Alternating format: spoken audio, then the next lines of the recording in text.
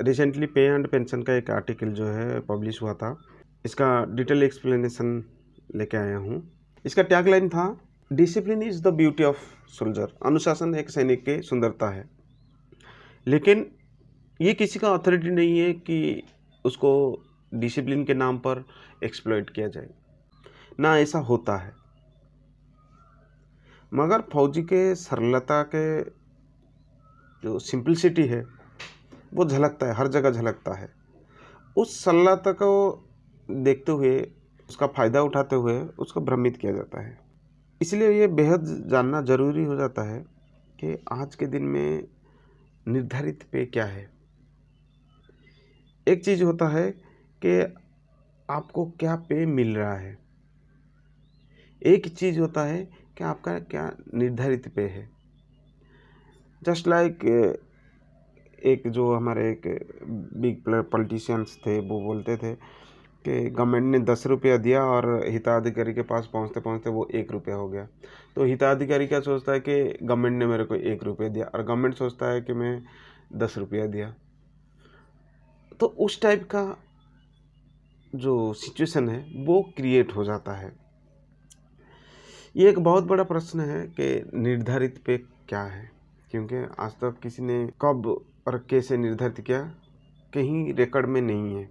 हालांकि इस वीडियो में जो भी बताया जाएगा, जो भी दिखाया जाएगा, दे आर ऑन रिकॉर्ड। सब गवर्नमेंट के पास ऑन रिकॉर्ड है। बहुत सारे चीज़ पब्लिक है, बहुत सारी चीज़ आरटीआई के अंदर खुलासा कर चुके हैं, और बहुत सारी चीज़ पार्लियामेंट के प्रोसीडिंग्स में है। तो ऑल आर ऑन ग्राउंड और रिकॉर्डिंग। जैसे जैसे वीडियो के अंदर कहीं पर भी अथॉरिटी कोट होता है और प्रोड्यूस नहीं हो पाता है, तो कमेंट्स में लिखिए कि ये अथॉरिटी चाहिए, तो हम उसको कोशिश करेंगे नेक्स्ट वीडियो में पब्लिश करने के लिए। हमारे हिसाब से जो पे अभी तक निर्धारित होता है, सबसे बड़ा इंस्टीट्यूशन है पार्लियामेंट। पार्लियामेंट जो बोल दिया वही फाइनल है। पार्लियामेंट में जो सैंक्शन हो गया वही फाइनल है। उसके नीचे आता है सरकार। सरकार जो बोलता है वही होता है। हालांकि पार्लियामेंट को चलाने वाले ही सरकार हैं, तो सरकार जो बोलेगा वही पार्लियामेंट में होगा, और जो पार्लियामेंट बोलेगा वही पूरे देश के लिए मान्य होगा। तो ये एक दूसरे का परिपूरक है, और इसलिए जो सरकार घोषित करता है वही फाइनलाइजेशन होता है। और घोषणा कहाँ पे करना चाहिए? पार्लियामेंट के अंदर। पार्लियामेंट के अंदर जो घोषणा करता है वो ही फाइनल है और वो ही चलता है। तो ये एक हो गया अथॉरिटी जो सरकार ने डिक्लेयर किया और पार्लियामेंट द्वारा अनुमोदित हुआ। दूसरा आ जाता है एक एडमिनिस्ट्रेटिव अथॉरिटी, रक्षा मंत्रालय। बहुत लोग सोचते हैं कि जो रक्षा मंत्रालय है वो अपने आप में गवर्नमेंट है। नहीं, it is a totally administrative authority. ये गवर्नमेंट नहीं है। गवर्नमेंट यूनियन कैबिनेट है। It is administrative authority. हमेशा याद रखिए, रक्षा मंत्रालय जो है एडमिनिस्ट्रेटिव अथॉरिटी है, नॉट ए गवर्नमेंट। हालांकि जो भी पत्र उनके यहाँ से निकलता है उसके ऊपर गवर्नमेंट ऑफ इंडिया लिखा रहता है, और उस वजह से हम सोचते हैं कि ये गवर्नमेंट है। नहीं, ये गवर्नमेंट का ऑर्डर को कम्युनिकेट करता है। ये बहुत लंबी प्रोसेस हो जाएगा, धीरे धीरे आने के बाद समझ में आएगा गवर्नमेंट और एडमिनिस्ट्रेटिव अथॉरिटी क्या है। तीसरा होता है ऑन ग्राउंड में आपको पेमेंट कितना मिल रहा है।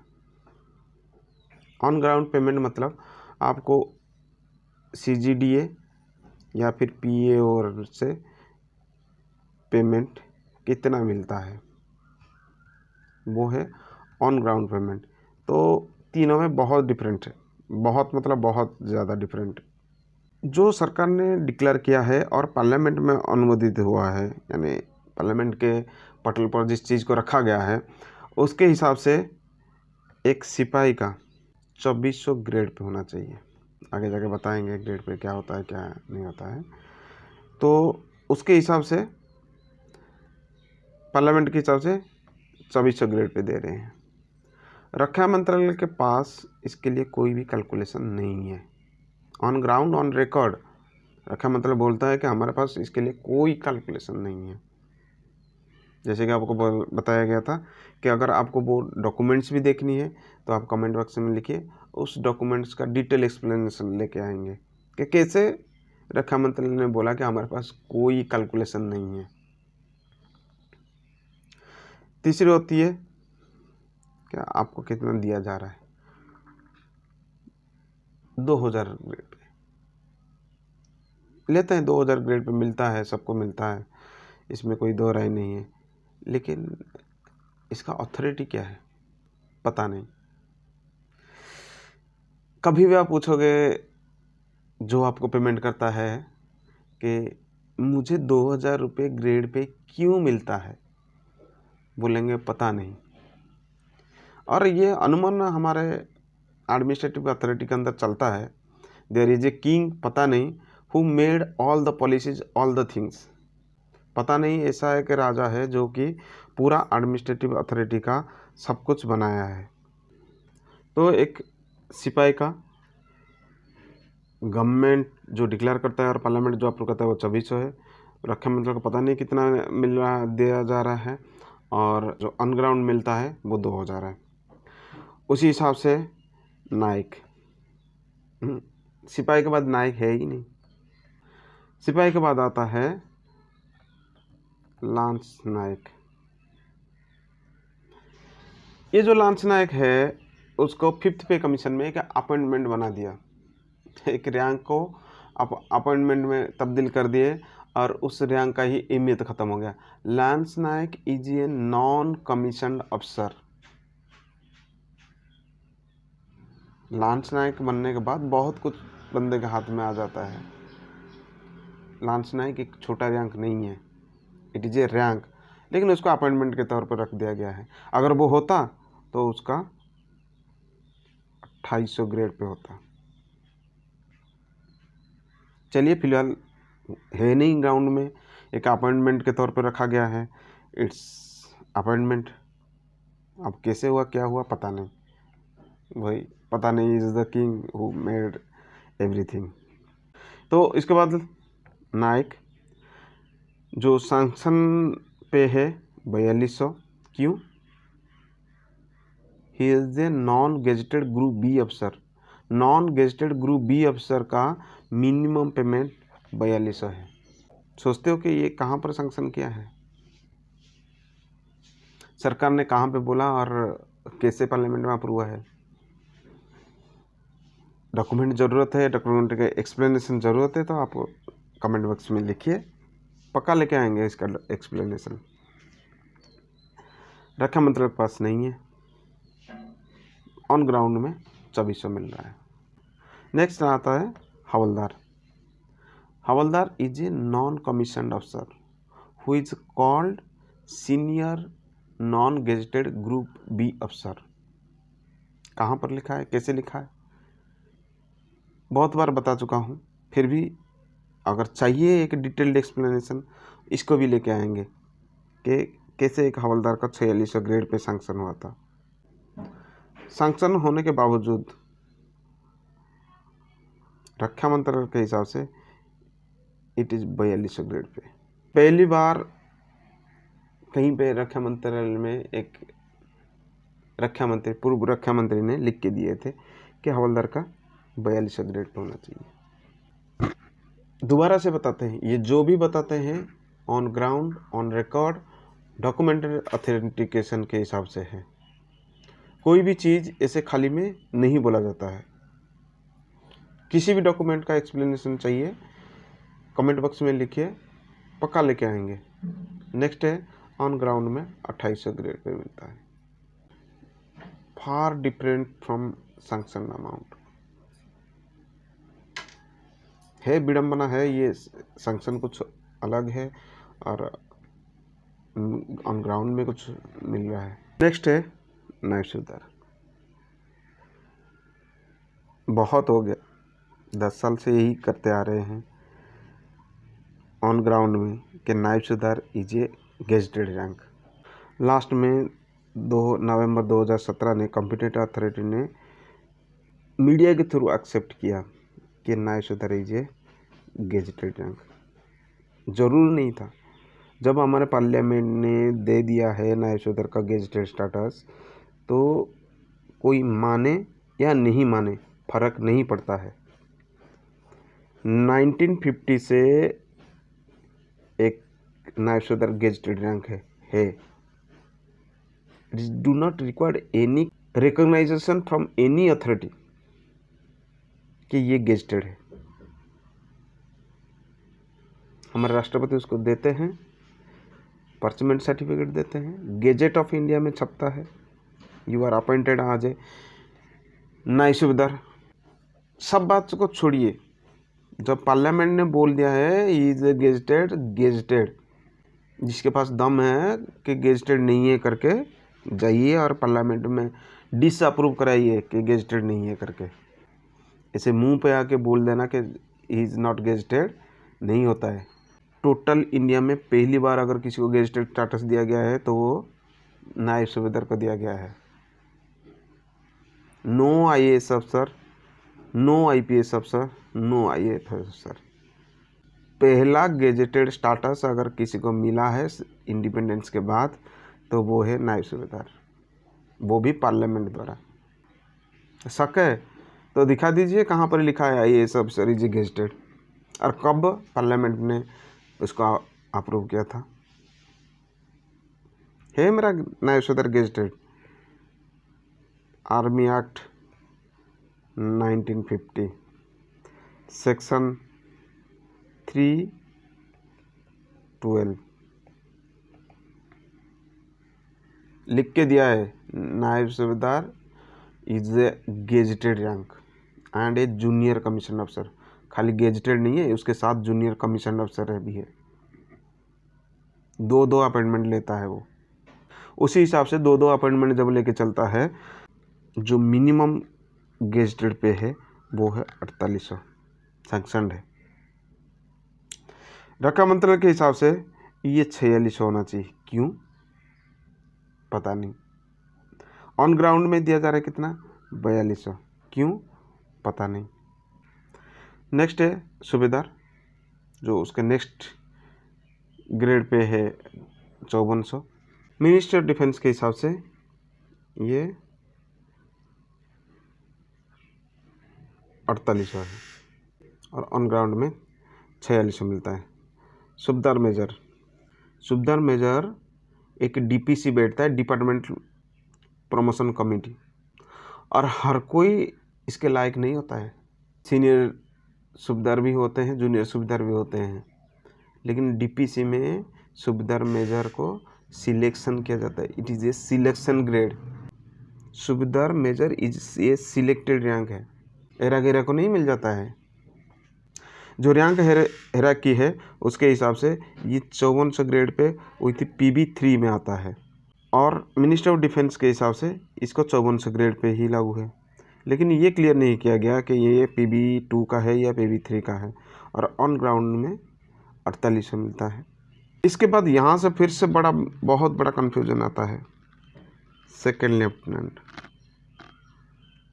भाई कोई रैंक को अगर आप एबोलिश करते हो तो इसका मतलब नहीं है कि उस रैंक को उसका हायर रैंक वाला फुलफिल करेगा। जबकि अगर ये रैंक एबोलिश्ड हुआ है तो सूबेदार मेजर इसको फुलफिल करना चाहिए था, ना कि ऑनरी लेफ्टिनेंट। जो भी हो, आप फिलहाल वो रैंक है नहीं, और जो सैंक्शन है उसके हिसाब से 6600 होना चाहिए। मिनिस्टर डिफेंस के पास पता नहीं, और ऑन ग्राउंड में 5400 मिलता है। नेक्स्ट है उसी रैंक के रैंक में आता है ऑनरी कैप्टन, 8700 होना चाहिए, और मिनिस्टर ऑफ डिफेंस के पास इसके बारे में कुछ पता नहीं है। ऑन ग्राउंड में 6100 मिलता है। इस लिहाज से तो ये और भी कॉम्प्लिकेटेड हो गया कि निर्धारित पे और ग्रेड पे सारे बिल्कुल कन्फ्यूज़न। ज़रूरत नहीं है कन्फ्यूज़न होने की। जो ग्रेड पे है, 6th पे कमीशन ने इंट्रोड्यूस किया था और ये 7वें वेतन आयोग के पे मैट्रिक्स को भी निर्धारित करता है। बहुत लोग सोचते हैं कि ये जो पे मैट्रिक्स आने के बाद ग्रेड पे हट गया है। नहीं, ग्रेड पे अभी भी पे मैट्रिक्स के पहला कॉलम में है। ग्रेड पे को कहीं नहीं हटाया गया है। ग्रेड पे डिटरमाइंस पे मैट्रिक्स एंड पे मैट्रिक्स लेवल। एक सैनिक का रैंक और अपॉइंटमेंट, रैंक और अपॉइंटमेंट ग्रेड पे कभी डिटरमाइन नहीं करता है। कभी भी ग्रेड पे ना पे मैट्रिक्स को डिटरमाइन करते हैं। जैसे कि ये ऊपर जितने भी बोलेंगे, ये कभी भी ग्रेड पे इस रैंक को रिप्रेजेंटेशन नहीं करता है। लेकिन पेइंग अथॉरिटी जो है वो सोचता है ग्रेड पे रैंक और अपॉइंटमेंट को निर्धारित करता है। यह गलत धारणा 6वें वेतन आयोग के पैरा 2.3.25 से आया है। 6वें वेतन आयोग का यह कहना था कि हम पहले बार पीबीओआर को लैटरल शिफ्ट करने के लिए सिफारिश कर रहे हैं। किसमें? पुलिस संगठन, CPO, central police organisation and defence civilian में। लेकिन ये सही नहीं है, बिल्कुल सही नहीं है। 6वां वेतन आयोग ने पहली बार ये चीज़ नहीं किया है। इट इज़ सैंक्शनड 1986 में एक पार्लियामेंट कमेटी ने अप्रूव किया था कि जो हमारे फौजी हैं वो सर्विस ख़त्म करते ही लैटरल शिफ्ट हो जाएंगे। सरकार द्वारा पहले से ही सिविल पोस्ट में सशस्त्र बलों के सैनिक को लैटरल इंडक्शन के मंजूरी दे दी गया था और तदनुसार डीओपीटी लेटर 1 में 1986 को ये निर्देश भी पारित किया गया था कि अपना अपना रिक्रूटमेंट रूल में अमेंडमेंट कर लो। और ये अमेंडमेंट हुआ भी। बहुत सारे रिक्रूटमेंट रूल में अमेंडमेंट हुआ है जहाँ पर लिखा गया है कि जो फौजी है लास्ट ईयर सर्विस में वो डिप्यूटेशन में जाएगा दूसरे डिपार्टमेंट में, और दूसरे डिपार्टमेंट डिप्यूटेशन जाने के बाद जिस दिन उसका सर्विस ख़त्म हो जाता है वहीं पर परमानेंट एम्प्लॉय हो जाएगा। जब ये चीज़ 1986 में आ ही गया था तो new recommendation for lateral shifts का मतलब ही नहीं बनता 6th CPC में। और इसी लैटरल शिफ्ट के रिकमेंडेशन के वजह से एक फौजी का रैंक का स्टेटस, पे, सब कुछ डाउनग्रेडेड हुआ। कैसे? वो धीरे धीरे करके आगे बताएंगे। यही एक जो है गलत कंसेप्ट के वजह से सब कुछ पे, रैंक एंड पेंशन कम हुआ है लैटरल शिफ्ट के रिकमेंडेशन की वजह से। इसलिए यह बेहद जानना जरूरी बन जाता है कि वेतन क्या है। एक्चुअली ऑन ग्राउंड में एक फौजी का पे क्या है, कैसे कैलकुलेशन होता है। बहुत जो बुद्धिजीवी हैं जो कि अभी तक पे के ऊपर कार्रवाई कर रहे हैं, काम कर रहे हैं, बताते हैं ये करते हैं वो करते हैं, लेकिन गिव ए कैलकुलेशन ऑन पे कोई नहीं बता सकता। फैक्टर्स ऑफ पे नहीं बता सकते। एलिमेंट ऑफ पे नहीं बता सकते। आज बताएंगे ये पे का फैक्टर्स, एलिमेंट्स सब बताएंगे क्या क्या है। वेतन क्या होता है? पे का डेफिनेशन एक सिविलियन पे का डेफिनेशन है, एक लेबर का पे का डेफिनेशन है, एक मिनिमम वेज का डेफिनेशन है। हर किसी का डेफिनेशन है, लेकिन एक फौजी का पे का डेफिनेशन नहीं है। ये एक जगह ऐसे लिख दिया गया है, that is called manual of military law. एक नोट में लिख दिया गया है मैनुअल ऑफ मिलिट्री लॉ में पे का डेफिनेशन क्या है।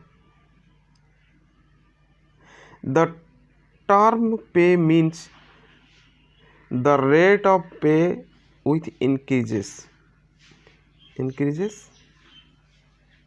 Increment annual increment if any for length of service. 1 साल का सिपाही का पे अलग है, 2 साल का सिपाही का पे अलग है, 15 साल का सिपाही का पे अलग है, क्योंकि उसको हर साल एक इंक्रीमेंट मिलता। To which a person subject to army act, मतलब एक पर्सन जो सब्जेक्ट टू आर्मी एक्ट है, एक सैनिक सब्जेक्ट टू आर्मी एक्ट है, उसके पैसे की बात किया जा रहा है। Is entitled by reason of his rank, आ गया ना, हिज रैंक। रैंक के बाद कमा लगा के अपॉइंटमेंट लिखा है। लोग सोचते हैं रैंक और अपॉइंटमेंट दोनों एक ही है। Never, rank and appointment is two different things. समझाएंगे ये क्या टू डिफरेंट थिंग है। नेक्स्ट आता है ट्रेड ग्रुप, ट्रेड क्लासिफिकेशन। देखिए यहाँ पे trade group and trade classification के बीच में और लगा दिया। इन दोनों में से कोई हो सकता है, लेकिन यहाँ पर और नहीं है, ये दोनों अलग अलग है। And includes additional remuneration such as qualification पे, प्रोफिशिएंसी पे and various form of additional पे। इसके अलावा और जो भी मिलता है वो सारे अलाउंसेस हैं। ये कहीं ये चैनल बोलता है ना, हम बोलते हैं ना कोई बोलता है, ये मैनुअल ऑफ मिलिट्री लॉ में लिखा गया है। हालांकि ये कैसे लिखा गया, क्यों लिखा गया, कहाँ पर अप्रूव हुआ ये पता नहीं, लेकिन ये लिखा गया और ये सर्वमान्य है। सर्वमान्य है तो फिर रैंक, अपॉइंटमेंट, इंक्रीज, ट्रेड, ये मेन फैक्टर्स है। यहाँ से एंड इंक्लूड आ गया, ये नहीं है। ये 4 मेन कारक है जिसके ऊपर एक फौजी का पे निर्भर करता है। इस डेफिनेशन के मुताबिक पहला कारक है एनुअल इंक्रीमेंट, पूरा खेल इसमें होता है। दूसरा है ग्रेड पे, इसने ही ग्रेड पे को डिटरमाइन किया है। बहुत कम लोग जानते हैं कि एनुअल इंक्रीमेंट का बहुत बड़ा रोल रहा ग्रेड पे फिक्स करने में। नेक्स्ट आता है एक्स ग्रुप पे।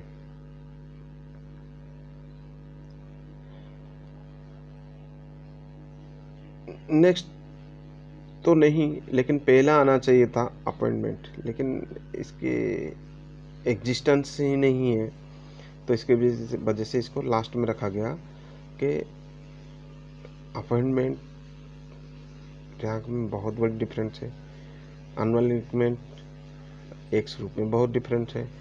ये मान लीजिए 4 पिलर हैं, 1 2 3 4, जो फौजी का पे नामक वेतन को तय करने के लिए। चलिए देखते हैं 1 बाय 1 क्या है। What is yearly increment. हम सब जानते हैं हर साल हमको एनुअली इंक्रीमेंट मिलता है। पहले ये फिक्स्ड अमाउंट था, 6th पे कमीशन से ये 3% हो गया और 7th पे कमीशन में ये लेवल वाइज हो गया। जितना लेवल में आपका आएगा उतना लेवल, हाँ फिर अप्रोक्सीमेटली 3% है। 1990 से यह तय किया गया था कि हर साल एक फौजी को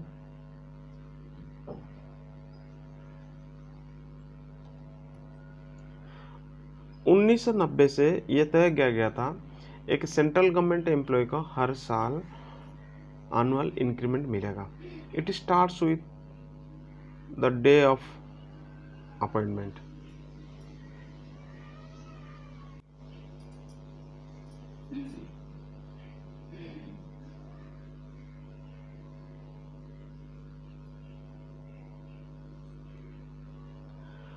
उन्नीस सौ 90 के दशक में ये डिसीजन लिया गया था कि हर एम्प्लॉय को हर साल एक इंक्रीमेंट मिलेगा, जो कि एनुअल इंक्रीमेंट है। ये पहले से भी चलता आ रहा था, लेकिन 1990 में पहली बार दिया गया कि on the day of appointment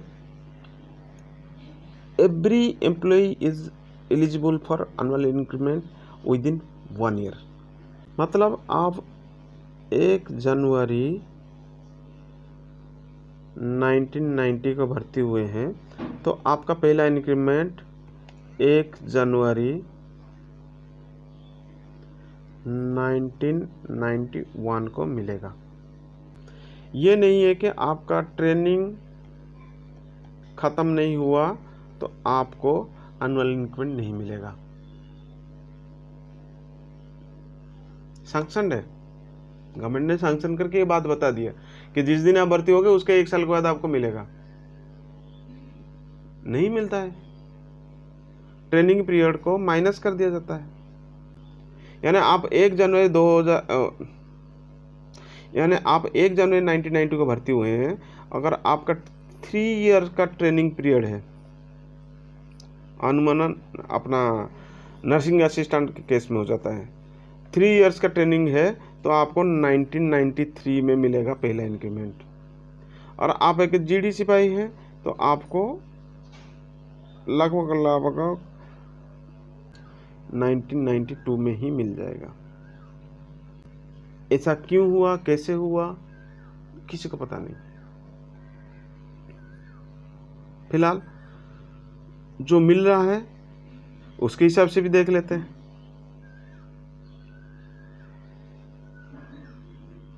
जो actually annual increment fixed annual increment उस टाइम सैंक्शन था, वो जो मिनिमम 3200 पे था, जिसका मिनिमम 3200 पे था, उसको 85 रुपीज़ मिलता था। कितने साल के लिए? 20 साल के लिए। यानी कि अगर 1 जनवरी को आपने भर्ती हुए, नेक्स्ट ईयर 1 जनवरी को आपको 3285 रुपया हो जाएगा। यानी कि आप अगर 3200 बेसिक पे में भर्ती हुए हैं, मिनिमम बेसिक पे 3200 में भर्ती हुए हैं 1 जनवरी को, नेक्स्ट ईयर 1 जनवरी को आपका 3200 प्लस 85 रुपीज़ मिल जाएगा और आपका पे हो जाएगा 3285।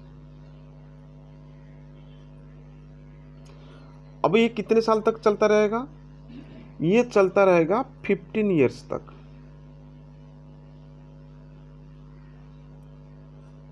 जब 15 ईयर्स खत्म हो जाएगा, ये इंक्रीमेंट 100 रुपीज हो जाएगा पर ईयर। ये एक गवर्नमेंट का सैंक्शन है और टोटल मिलेगा 20 ईयर्स तक। चलो फिलहाल हम जो डिफरेंसेस है वो कैलकुलेशन करते हैं कि सिविलियन के केस में कितना होता है और एक फौजी के केस में कितना होता है। यहाँ पर आप एक चीज़ पहली बार नजर आएगा, कोस्ट गार्ड। बहुत लोग जब कोर्ट केस में डिफेंड होता है तो बोलते हैं कि फौजी तो मिनिस्टर ऑफ डिफेंस में है, सिविलियन अलग है कैटेगरी, ये कम्बटाइज में है, सिविलियन होता है, उनका ट्रेड अलग है, इनका ट्रेड अलग है। अगर वहीं पर पैरामिलिट्री के साथ आगे कर लेते हैं तो वो बोले भाई वो तो मिनिस्टर ऑफ डिफेंस में है, ये तो मिनिस्टर ऑफ होम अफेयर्स में है, कैसे कंपेयर हो सकता है? कंपेयर नहीं हो सकता। उस टाइम पूछा गया कि how many combatised force in ministry of defence, तो सबका अनुमान जवाब आया कि आर्मी, एयरफोर्स, नेवी। भूल गए कोस्ट गार्ड को। कोस्ट गार्ड भी एक कम्बैटाइज्ड फोर्स है जो कि मिनिस्ट्री ऑफ डिफेंस के अंदर आता है। उसका पे उठा के कभी मिनिस्ट्री ऑफ डिफेंस के अंदर जो तीनों फोर्स हैं उनका पे में तुलना कर लेना। चाहिए कि उनको क्या मिल रहा है और डिफेंस को क्या मिल रहा है पे, ले आएंगे डिटेल एक्सप्लेनेशन। अगर आपको चाहिए कमेंट बॉक्स में लिखिए कि हमें चाहिए कि कोस्ट गार्ड और आर्मी के बीच में जो एक ही मिनिस्ट्री ऑफ मिनिस्ट्रीज में है क्या डिफरेंसेस है, क्या इनको ज़्यादा मिलता है या हमें कम मिलता है, या जो फौजी को ज़्यादा मिलता है कोस्ट गार्ड को कम मिलता है। सारे डिटेल एक्सप्लेनेशन लेके आ जाऊंगा। ज़्यादा लेते हैं, छोटा सा कैलकुलेशन है बस, एनुअल इंक्रीमेंट में कितना ज़्यादा लेते हैं वो देख लीजिए। मिनिमम पे 3200, rate of increment 85, 20 years, annual increment 1700 रुपये मिलता है, मैक्सिमम पे 4900, और इसको टोटल जो है एक आर्मर्ड फोर्सेस से 650 ज़्यादा मिल जाता है।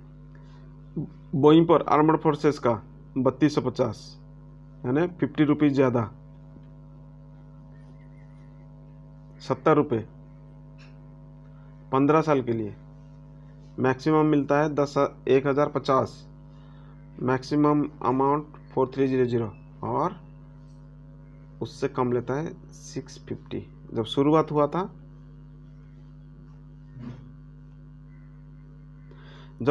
हुआ था ये 50 रुपये ज़्यादा में था, और जब लास्ट में आके देखे -650 हो गया। कैलकुलेशन है ये, 2 + 2 = 4, 2 × 2 = 4, 3 + 3 = 6, 3 × 3 = 6। ओहो, तो गड़बड़ हो गया। अरे यही कैलकुलेशन चलता है, गड़बड़ कुछ नहीं हुआ। 2 + 2 = 4, 3 × 3 = 4, 3 + 3 = 6, 3 × 3 = 6। क्यों नहीं होगा? ये जब सम रहता है, ये सेम रहता है, ये भी सेम रहता है, तो ये भी सेम रहता है, तो ये भी सेम होता है, ये भी सेम होता है, ये भी सेम है, ये भी सेम है, ये भी सेम है, ये भी सेम है, तो ये दोनों भी सेम होना चाहिए। जबरदस्ती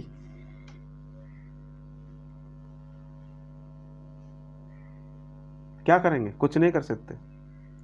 जो जैसे सोच, बहुत बड़े बड़े मैथमेटिशियंस आगे जैसे मैथमेटिक्स किए वो में उसी हिसाब से मैथमेटिक्स हुए। हम भी एक्सेप्ट कर रहे हैं भाई, यही हो सकता है। 3 + 3 = 6, 3 × 3 6, क्योंकि 2 + 2 = 4, 2 × 2 = 4। रिजल्ट दोनों का सेम है, तो इनका भी दोनों का रिजल्ट सेम करना ही पड़ेगा। टोटल तो पूरा करना है, पूरा कर लिए। अरे नहीं भाई, 3 × 3 = 9 है। ऐसे करोगे तो ये 3 रुपये का डिफरेंस है, और 3 रुपये जब 1000 में जाता है 3000 हो जाता है, और 3 लाख।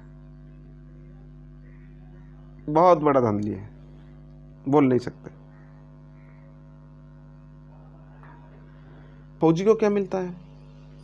देखिए वहाँ पर था 3200 मिनिमम, यहाँ पर एक फौजी का मिनिमम पे है 3250, 250 रुपीज़।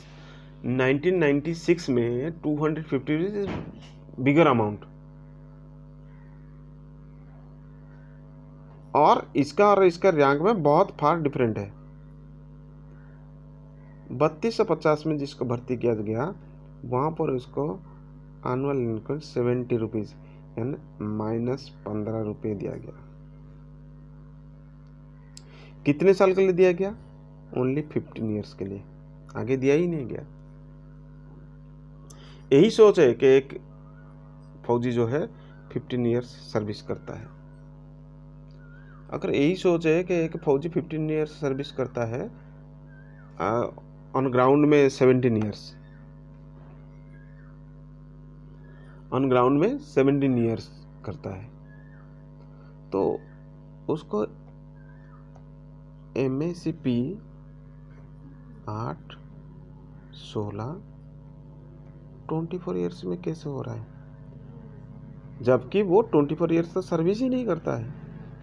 अगर उसको 24 ईयर्स में सर्विस करने दिया जा रहा है तो why it is not 20 years civilian की तरह। इसका कैस्केडिंग इफेक्ट है, इसका दूरगामी परिणाम भी है कि ये जो नहीं मिला ये जो इंक्रीमेंट नहीं मिला, आगे जाके क्या हुआ। आगे जाके ऐसा हुआ, इस 70 रुपये और 15 साल के चक्कर में एक सिपाही का मैक्सिमम पे 4300 रह गया, और वहीं पर एक सिविलियन का 4900 हो गया। भर्ती हुआ था ये 3200 में, ये भर्ती हुआ था 3250 में। जो ज़्यादा में भर्ती हुआ उसका मैक्सिमम अमाउंट कम हो गया, जो कम में भर्ती हुआ उसका मैक्सिमम अमाउंट ज़्यादा हो गया। 6 CP से आया। ये हो गया एनुअल इंक्रीमेंट की कहानी। क्या है कि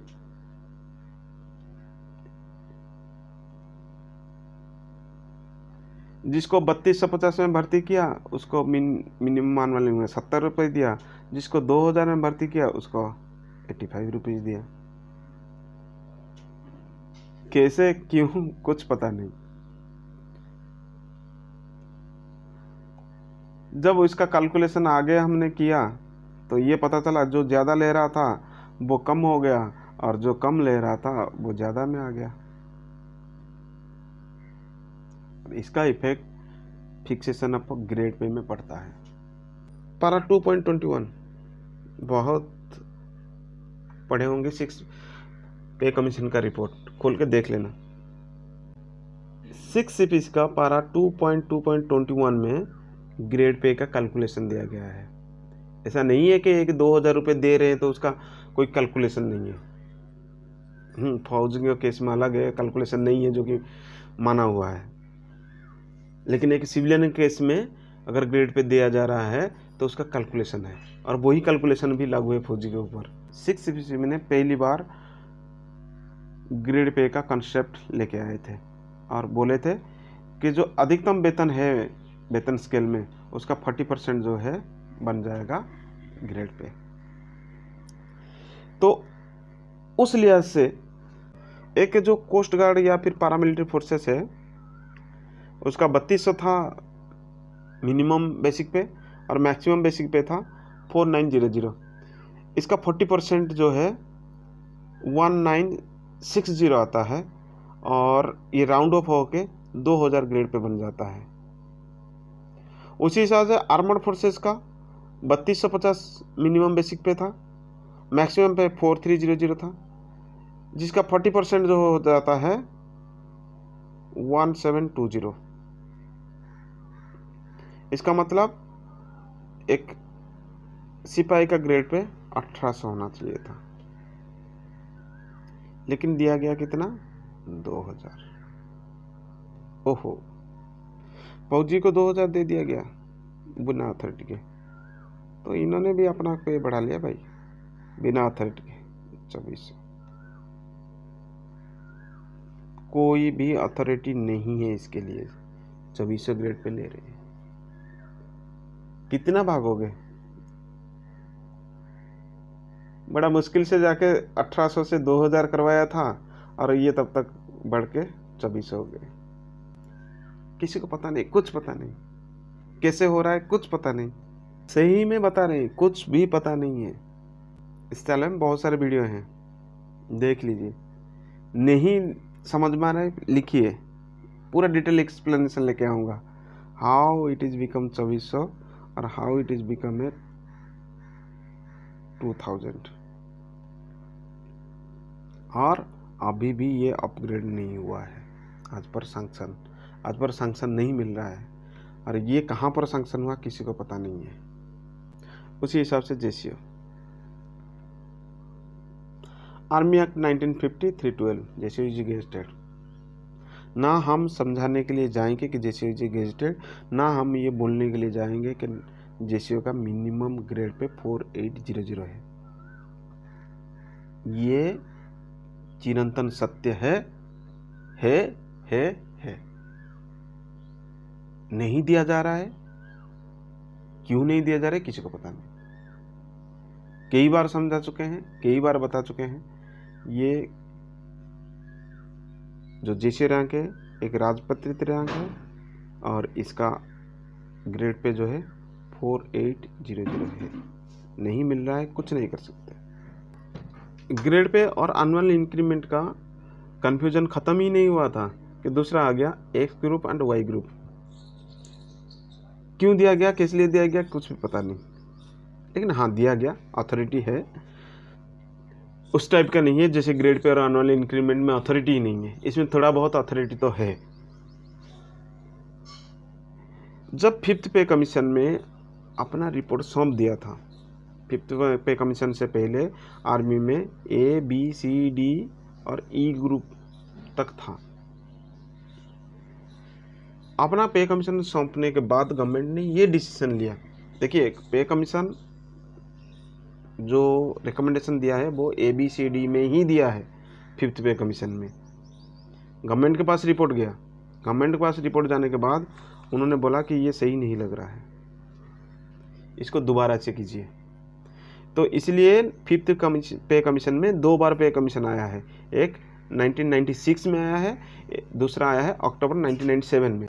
दूसरा जो अक्टूबर 1997 में आया उसमें XYZ ग्रुप 3 ग्रुप का कहानी आया। XYZ ग्रुप कहानी आया और ये प्रेसिडेंट से अप्रूव है। और जो ये XY and Z group 5th पे कमीशन में था, ये ऑनरेबल प्रेसिडेंट ने अप्रूव करवाया था। अभी तक बहुत सारे बातें मैंने बता के आया है, कहीं पे भी नहीं बोला है कि प्रेसिडेंट ने अप्रूव कराया है, लेकिन ये प्रेसिडेंट से अप्रूव हुआ है। वो अलग बात है कि प्रेसिडेंट से अप्रूव होने के बाद ये पार्लियामेंट में अप्रूव नहीं है, वो अलग बात है, लेकिन एटलीस्ट ये प्रेसिडेंट ने अप्रूव किया है, ये लिख के दे रहा है। एक एडमिनिस्ट्रेटिव अथॉरिटी ये लिख के दे रहे हैं। 16 अक्टूबर 1997 को एक लेटर पब्लिश होता है जिसमें बोला जाता है, जिसमें स्पष्ट रूप से कहा गया है, माननीय राष्ट्रपति ने trade, war and leadership quality, साथ में एजुकेशन क्वालिफिकेशन, इन तीनों चीज को मिला के XY एंड Z ग्रुप में कन्वर्ट किया गया।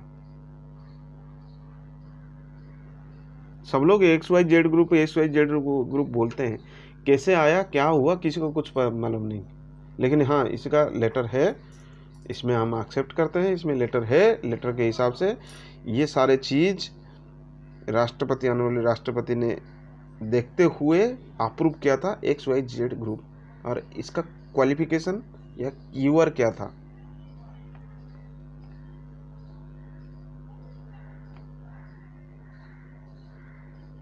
इसका कीवर्ड था जो X ग्रुप है, सभी ट्रेड जिनका डिप्लोमा क्वालिफिकेशन हो।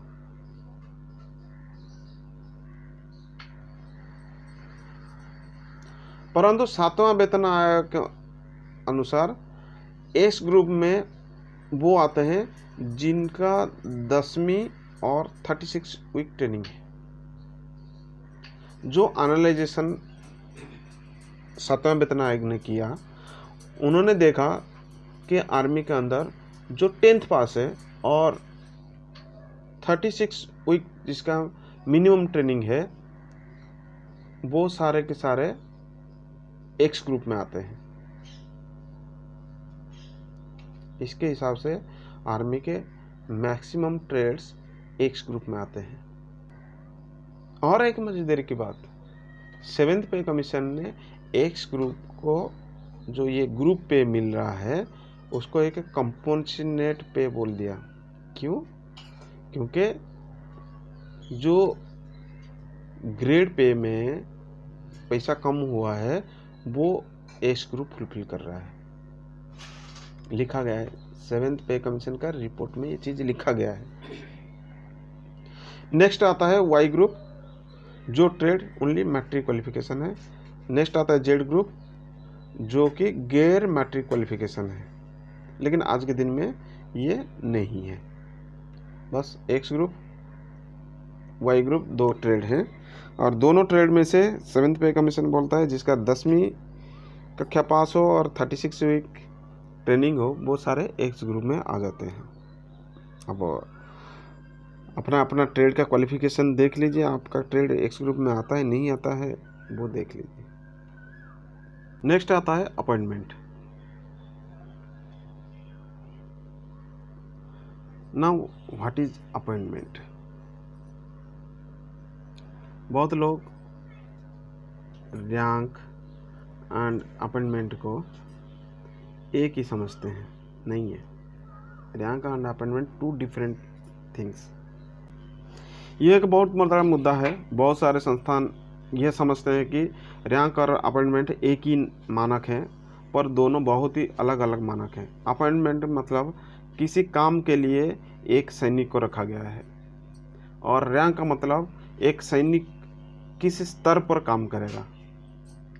जैसे कि क्लर्क एक मिनिस्ट्रियल पोस्ट है, और वो लोअर डिवीजन क्लर्क भी हो सकता है, सेक्शन अफसर भी हो सकता है, और उनका रैंक स्टेटस पहले S1 S2 S3 के हिसाब से होता था, अभी पे लेवल के हिसाब से होता है। इसका मतलब लोअर डिवीजन क्लर्क, सेक्शन अफसर एक ही कैटेगरी में आते हैं, वो है ministerial post clerk.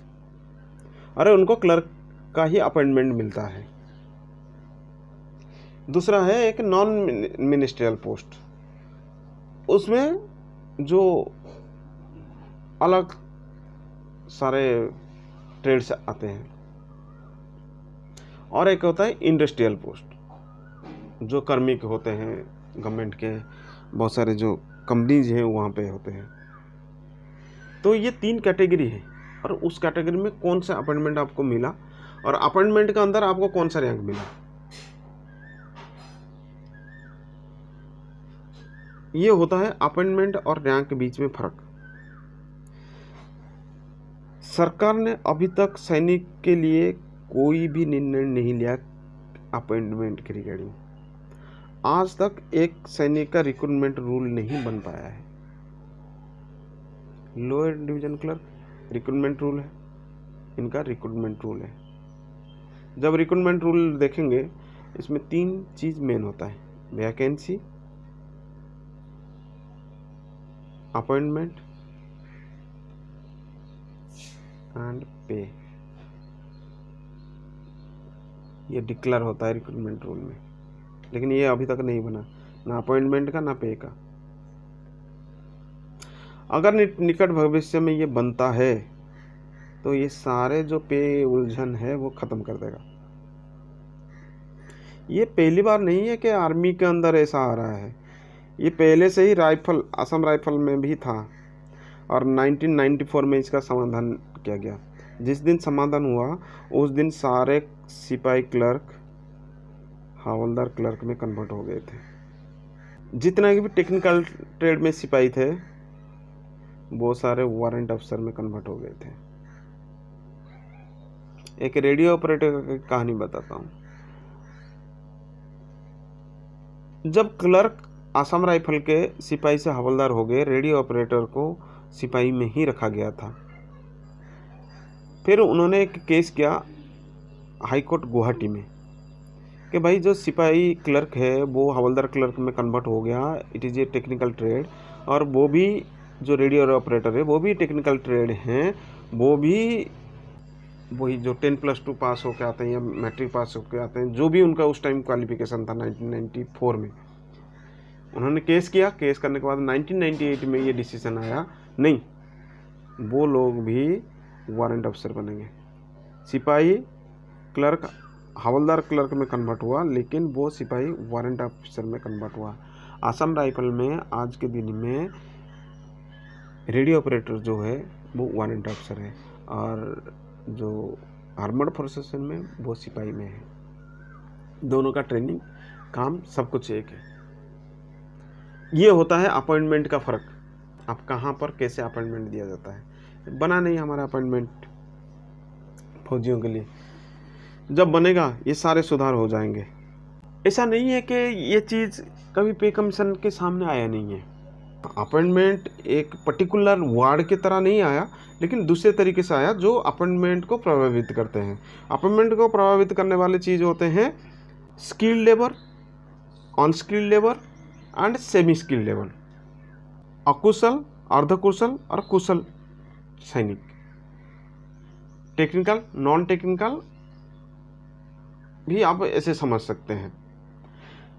Non technical, semi technical, technical, 3 category में बांटा जाता है। 6th पे कमीशन ने अपने रिपोर्ट में बोला था कि सबका अलग अलग ग्रेड पे होना चाहिए।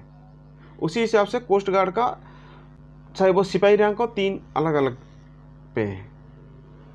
सिविलियन का वैसे ही 3 अलग अलग हैं। लेकिन ये जो 3 अलग अलग पे हो जाते हैं, सिपाही रैंक 3 अलग पे है। उस टाइम गवर्नमेंट ने ये बोला था जो वरिष्ठता, जो सीनियरिटी आएगा वो ओनली कैडर हायरार्की में आएगा। यानी आप क्लरिकल ट्रेड है तो क्लरिकल ट्रेड में आपका ग्रेड पे के हिसाब से सीनियरिटी फिक्स होगा। आप टेक्निकल ट्रेड में है, टेक्निकल ट्रेड के ऊपर ग्रेड पे के हिसाब से आपका सीनियरिटी फिक्स होगा। उसका ग्रेड पे इसका सीनियरिटी नहीं फिक्स करेगा, क्लर्क का नहीं फिक्स करेगा, क्लर्क का सीनियरिटी टेक्निकल का फिक्स नहीं करेगा। उसी हिसाब से पूरा 6th पे कमीशन ने अपना रिपोर्ट सौंपा और ग्रेड पे का रिकमेंडेशन किया। ग्रेड पे रिकमेंडेशन करने के लिए 2 चीज़ था, एक 40% भी था और एक टेक्निकल नॉन टेक्निकल भी था। ये टेक्निकल नॉन टेक्निकल गवर्नमेंट के द्वारा अप्रूव है। जब फौजियों के बारी आई तो 6th CPC ने क्लियरली मना कर दिया कि अलग अलग ग्रेड पे एक ही रैंक के लिए नहीं देंगे, ये अनुचित होगा। एक तरफ 6th CPC बोलते हैं कि भाई skilled, unskilled and semi skilled के लिए अलग अलग होना चाहिए, लेकिन यहाँ पर आके बोल दिए कि भाई हम उस हिसाब से नहीं देंगे, हम रैंक के हिसाब से देंगे। अब rank and appointment total different. आप रैंक देते ठीक था, लेकिन स्किल्ड एंड सेमी स्किल्ड के जहाँ पर बात आती है तो वहाँ पर तो अलग करना चाहिए था। यहाँ अलग नहीं किए, दोनों को मिला दिया, बोला कि वो जो ग्रेड पे दिया है वही आपको स्किल्ड और सेमी स्किल्ड में भी गिना जाएगा, और मना कर दिया कि अलग अलग ग्रेड पे रिकमेंडेशन करने के लिए, जिसके वजह से एक सिपाही क्लर्क की जितना है, एक सिपाही टेक्नीशियन की उतना है, एक सिपाही नर्सिंग असिस्टेंट की भी उतना ही है, और सिपाही जीडी का भी उतना ही है, सिपाही हाउसकीपर भी उतना ही, यानी कि सारे एक ही ग्रेड में आ गए हैं। जबकि इनका जो skilled, unskilled and semi skilled का जो स्किल्ड के ऊपर जो था पेमेंट था वो खत्म हो गया। पहले हर एक ट्रेड का हर एक डिफरेंट बेसिक पे था, लेकिन यहाँ पर आके सब इकट्ठा हो गए। ये अच्छाई के लिए हुआ या फिर इसमें कुछ कमियां हैं, ये हम नहीं बता सकते। It is depend upon you and government कि डिसाइड करे कि जब सिविल में स्किल्ड, अनस्किल्ड और सेमी स्किल्ड का rank structure, appointment structure totally अलग है, तो आर्मी के अंदर जब आ जाता है वहाँ पर अलग अलग क्यों नहीं है, इसमें फ़ायदा क्या है, नुकसान क्या है, ये आप और गवर्नमेंट डिसाइड करें। हम इसके अंदर नहीं जा रहे हैं, लेकिन हाँ ये बोला गया था कि अलग अलग नहीं दे सकते। हम बस इतना बता सकते हैं ये दोनों रिकमेंडेशन में विरोधाभास है। एक जगह 6th पे बोलते हैं कि भाई skilled, unskilled and semi skilled का अलग अलग होना चाहिए, दूसरी जगह के बोलते हैं कि नहीं, अलग अलग नहीं होना चाहिए। यह बात 6th पे कमीशन में तो पता नहीं चला था, लेकिन 7th पे कमीशन में ये बात उभर के आया। बहुत एनालिसिस बहुत लोगों ने किया है पे कमीशन का, लेकिन हमारा नज़रिया कुछ अलग है और उस चीज़ को हम लाके सामने रखे हैं। 7वां वेतन आयोग के प्यारा 2.286 ने अपनी रिपोर्ट में सैनिक के कौशल पर विचार किया था और स्वीकार किया था कि प्रत्येक सैनिक एक ट्रेड आवंटित किया जाता है जो उसके बाद कैरियर की प्रगति से आंतरिक रूप से जुड़ा होता है। मतलब एक क्लर्क ट्रेड में भर्ती होता है, उसका प्रमोशन फास्ट हो सकता है, और फास्ट एक रेजिमेंट में हो सकता है, एक कोर में दूसरा हो सकता है, पूरा डिफरेंट है। क्लर्क एक इन्फेंट्री में है, क्लर्क एक रेजिमेंट में है, क्लर्क एक कोर में है, तीनों का अलग अलग है, तीनों का प्रमोशन पॉलिसी अलग है, तीनों का प्रमोशन क्राइटेरिया अलग है। उसी हिसाब से दूसरे ट्रेड का भी है। क्लर्क 5 साल में अब हवलदार बन जाता है तो कोई 16 साल में हवलदार बनता है। क्लर्क 20 साल में नायब सूबेदार बनता है तो वही जो 16 साल में हवलदार बना था वो 17 साल में नायब सूबेदार बन जाता है। ये टोटली डिफरेंट है, अपने अपना ट्रेड के साथ अपना अपना लेके घूमे हैं। इसलिए बोला था प्रत्येक सैनिक को एक ट्रेड आवंटित किया जाता है जो उसके बाद कैरियर की प्रगति से आंतरिक रूप से जुड़ा होता है। उसका ट्रेड के हिसाब से उसका प्रमोशन, उसका सब कुछ अलग अलग है। सेना, नौसेना और वायुसेना में कई ट्रेड हैं, एक नहीं कई ट्रेड हैं। तो वेतन समूह में एक्स एंड वाई ग्रुप में बांटा गया है। जो स्किल्ड एंड सेमी स्किल्ड की बात बोला जाता है वो एक्स एंड वाई ग्रुप में है। इसके अलावा 7th पे कमीशन ने अपने रिपोर्ट के 6.2.87 में स्वीकार किया है कि एक्स ग्रुप पे जो है एक कंपनसेट पे है, क्योंकि मिनिस्ट्री ऑफ डिफेंस में कौशल सैनिक को निम्न ग्रेड वेतन में भर्ती किया जाता है। यही तो है total appointment.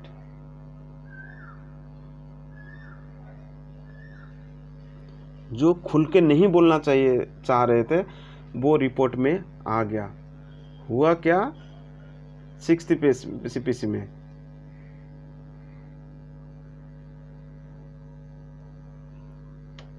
Clerk 2000 grade pay भर्ती होता है,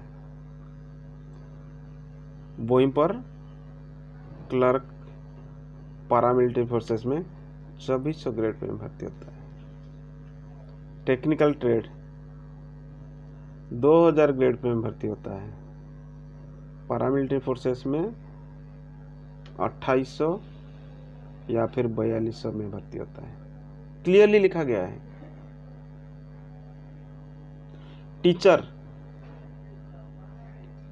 या इंस्ट्रक्टर, एईसी इंस्ट्रक्टर मान लीजिए, एजुकेशन इंस्ट्रक्टर मान लीजिए, जो कि 8th क्लास बच्चों को पढ़ाते हैं, सिविल में 4600 ग्रेड पे है, फौज में 2800। यही बोलना चाहते हैं 7 सीपीसी कि ये जो डिफरेंस ऑफ पे एंड अपॉइंटमेंट है, यही चीज 7th पे कमीशन बताना चाहते हैं। सिविल में जो 4200 ग्रेड पे में भर्ती होता है वो आर्मी में 2800 ग्रेड पे में भर्ती होता है।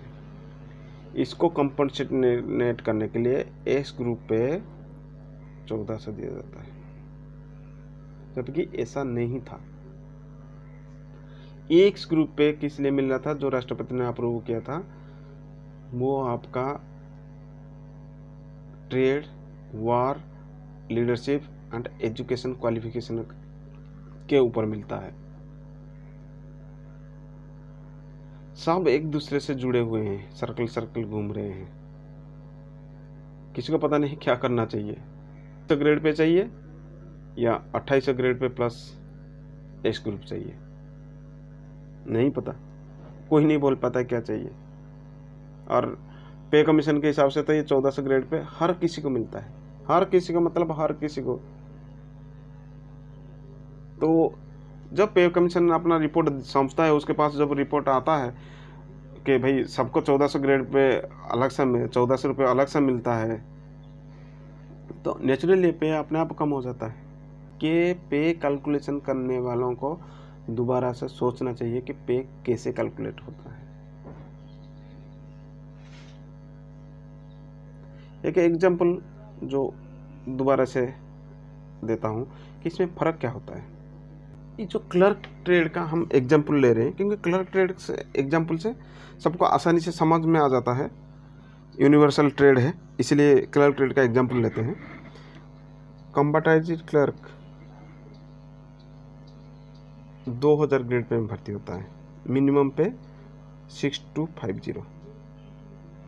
कब से? 6th पे कमीशन में।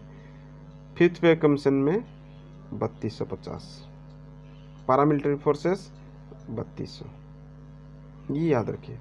5th पे कमीशन में जो कम आर्मर्ड फोर्सेस के क्लर्क थे 50 रुपये ज़्यादा लेते थे पैरामिलिट्री फोर्सेस से, और टोटल पे हो जाता है 8460।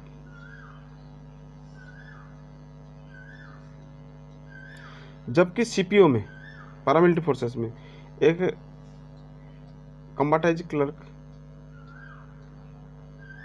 2400 ग्रेड पे 7510 के लेते हुए 9910 रुपये में भर्ती होता है। देखिए ये दोनों अमाउंट थोड़ा देखिए, ये दोनों अमाउंट देखिए।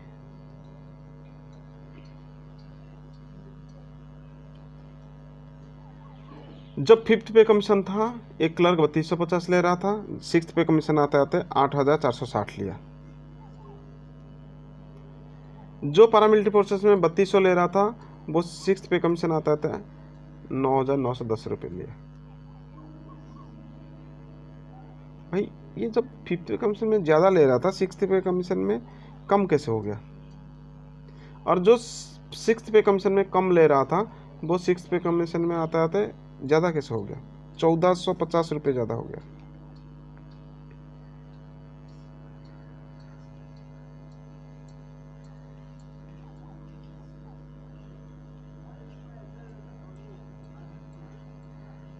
ये बात 7th पे कमीशन के सामने भी आया था।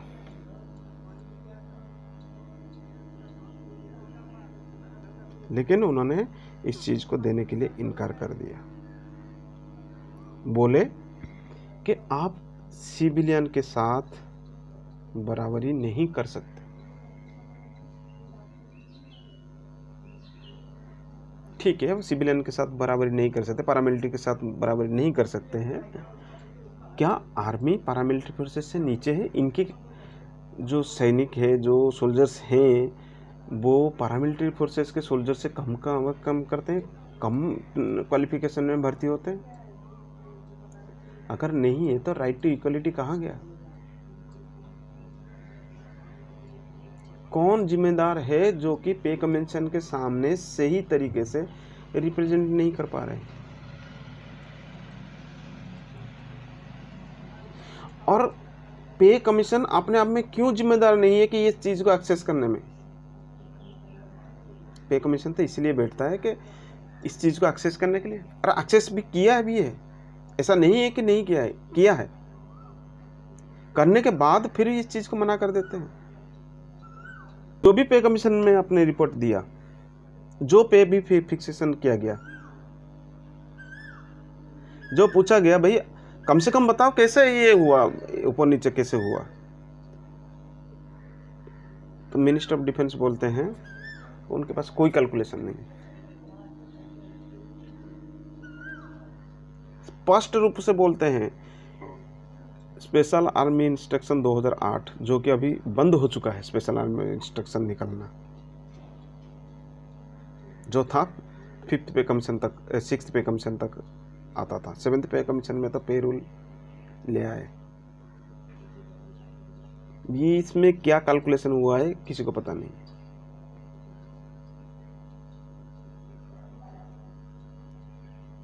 ये जो भी हुआ, these are administrative authority decision और कमीशन का डिसीजन है। ये मायने नहीं रखता है, बिल्कुल मायने नहीं रखता है जब तक गवर्नमेंट इसको अप्रूव ना करे। तो गवर्नमेंट ने क्या अप्रूव किया है? गवर्नमेंट ने इसको अप्रूव किया। इन सारे बातों को नजरअंदाज करते हुए राज्यसभा प्रश्न संख्या 188 दिनांक 18 दिसंबर 2017 को उत्तर देते हुए संसद के समक्ष सरकार की घोषणा किया कि एक सैनिक को उसके समक्ष सिविलियन एम्प्लॉय की तरह वेतन दिया जा रहा है। खत्म।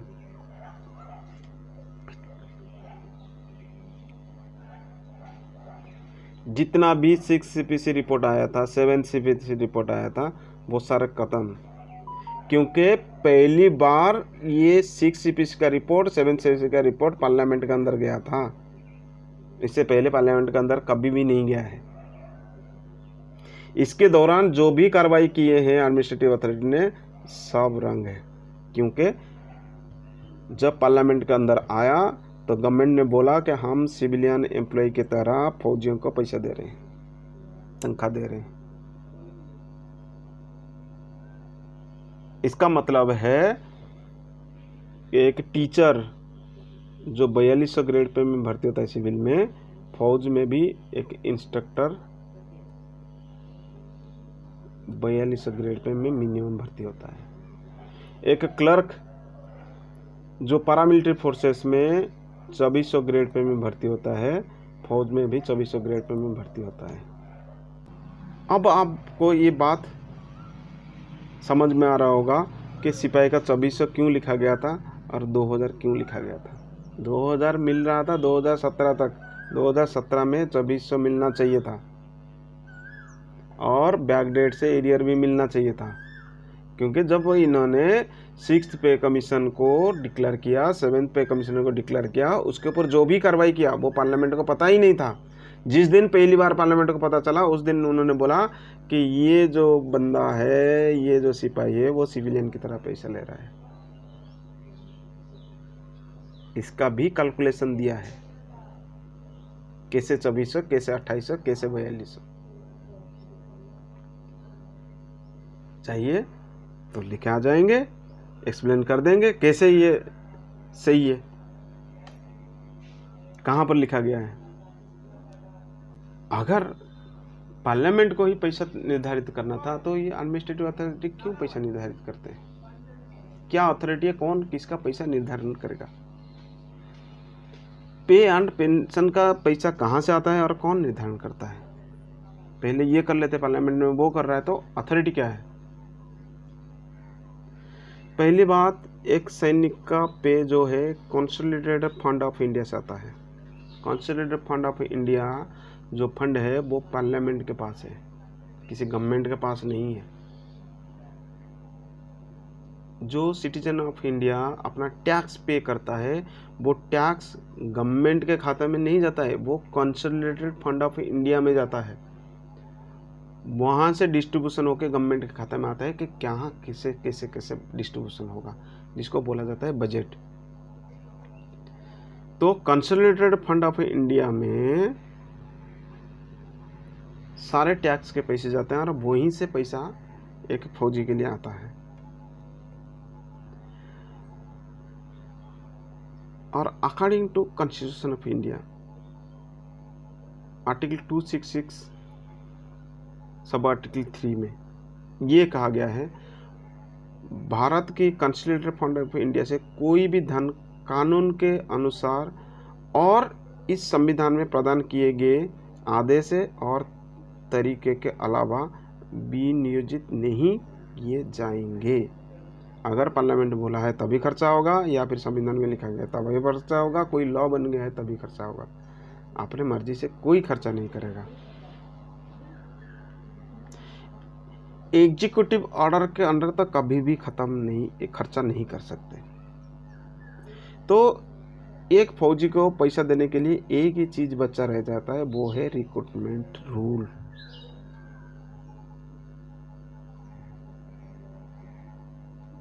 जो कि सारे सैनिक के न्यूनतम वेतन को भी निर्धारण करता है। रिक्रूटमेंट रूल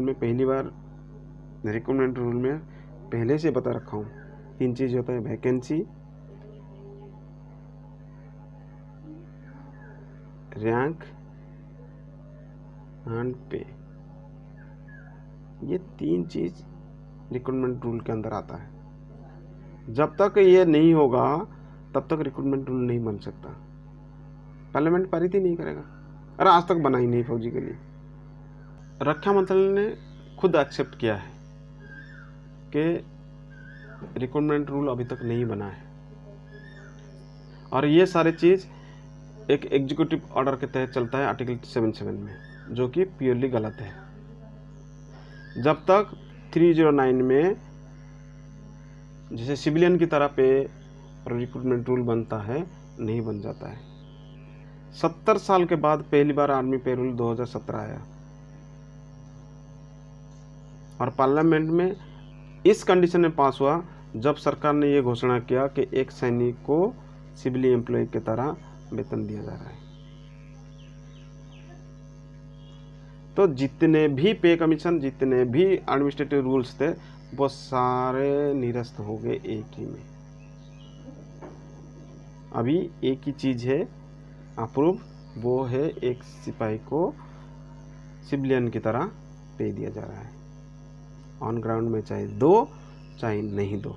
जैसे कि आप पहले बोला था वीडियो की शुरुआत में, 3 ग्रेड पे डिसाइड हो रखे हैं। कौन सा मिल रहा है, क्या मिल रहा है, क्या अप्रूव है, क्या नहीं अप्रूव है, किसी को पता नहीं, लेकिन अप्रूव यही है पार्लियामेंट के अंदर। लेकिन जब तक रिक्रूटमेंट रूल नहीं बनता है, ये भी गलत है, क्योंकि आर्टिकल 266 संविधान सबसे ऊपर है, वो मना कर देता है कि नहीं हो सकता। जो आर्मी पे रूल 2017 है, उसमें एग्जिस्टिंग पे इंटू 2.57 गुना है। एग्जिस्टिंग पे डज नॉट एग्जिस्ट, तो कैसे होगा? उसी हिसाब से पेंशन जो है 50% है। जब एग्जिस्टिंग पे है ही नहीं तो 50% आए कहाँ से? इन सब के लिए कोर्ट केस हो चुका है, सारे विचाराधीन है। एक तरफ से बताता हूँ,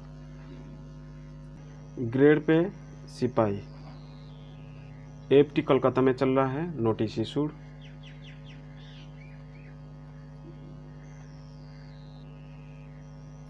ग्रेड पे नायब सूबेदार अड़तल शाह, AFT Kolkata, notice issued.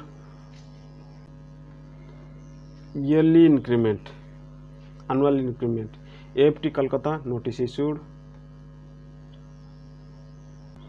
Ex group pay AFT Delhi, notice issued. Final hearing 24 April 2023। Appointment या recruitment rule, AFT Kolkata, case filed, अभी तक हियरिंग में आया नहीं है। और सबसे बड़ी होता है जिसके वजह से पूरा कहानी हुई, lateral induction. Odisha high court and FT Kolkata 2 जगह चल रहे हैं, फाइल हो रखा है, केस हियरिंग में आया नहीं अभी तक। और सबसे बड़ा जो धोखाधड़ी का चल रहा है वो है ये 2000 ग्रेड पे 2400 ग्रेड पे में कैसे तब्दीली हुई। इनका ही नहीं, टोटल सिविल डिपार्टमेंट में ये कैसा हुआ। PIL 1,00,000 crore Odisha high court में चल रहा है, इसका हियरिंग है 21 मार्च 2023। जैसे ही कोर्ट केस का अपडेट्स आते रहेंगे, अपडेट कराते रहेंगे। Thank you for watching.